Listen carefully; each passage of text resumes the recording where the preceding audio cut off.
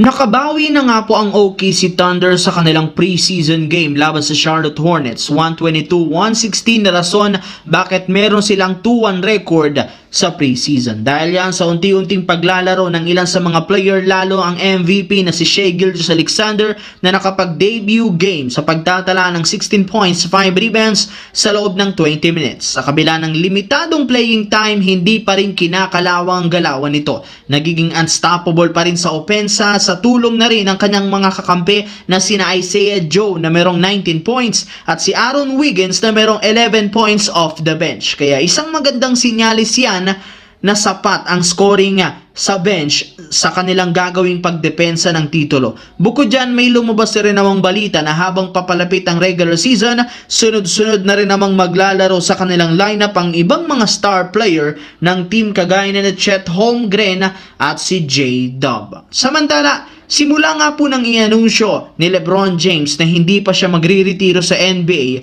marami nga sanang mga fans at analyst ang mas lalong na-excite sa pagpasok nito sa kanyang 23rd NBA season. Ibinulgar na nga noong nakaraan na daw hindi na ito makakapaglaro sa kanilang mga natitirang games sa preseason. Pinangako rin naman ni Coach JJ Redick na makakahabol siya sa mga first games sa regular season. Subalit base sa balita ngayon ni Shams, inamin nito hindi talaga maganda ang kalagayan ngayon ni LeBron James matapos siyang magtamo ng tinatawag na sciatica kung saan sumasakit ang ibabang bahagi ng likod nito habang sa kanyang kanang binti.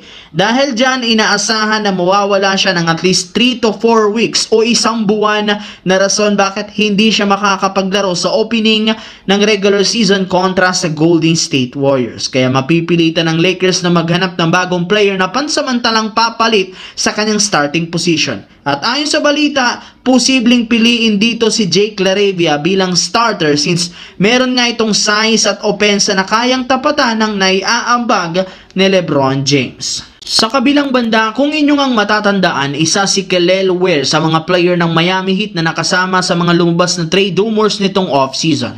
Kailangan nga daw nila itong gamitin bilang asset na sa kanilang isasakripisyo para makakuha ng bagong maipangtatandem kina Tyler Hero at Bam Adebayo. Pero sa kabutihang palad, hindi rin naman pumayag ang Miami sa pag-trade sa kanya kahit man marami sanang teams ang nagkaka-interest dito. At mukhang tama lamang ang naging desisyon ng Miami Heat na hindi i-trade ito matapos siyang magtala ng 29 points, 12 rebounds last game kontra sa San Antonio Spurs.